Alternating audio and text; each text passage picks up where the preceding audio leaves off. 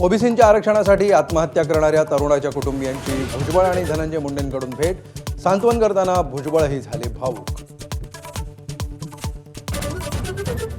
10% आरक्षण, ईडब्ल्यूएस आरक्षण नकोच का? भुजबळांचा सर्व मराठा नेत्यांना खडा सवाल.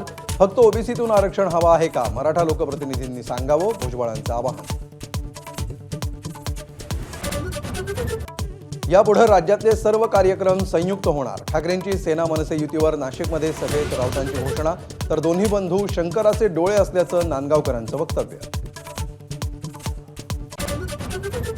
नाशिकसारख्या परिस्थितीमुळेच नेपाळमध्ये लोक रस्त्यावर. मोर्चावेळी राऊतांची टीका. तर एबीपी माझाची टॅगलाईन वापरत नांदगावकरांकडून नाशिकच्या अवस्थेवर बोट.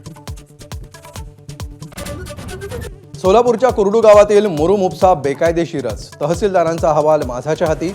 गावकऱ्यांनी अहवाल फेटाळला. कुरडूची तुलना बीडशी होत असल्याबद्दल गावकऱ्यांचा संताप.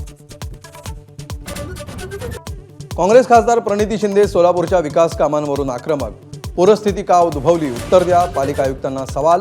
तर सत्ताधाऱ्यांची कामं होतात, विरोधकांची होत नाहीत, असाही आरोप.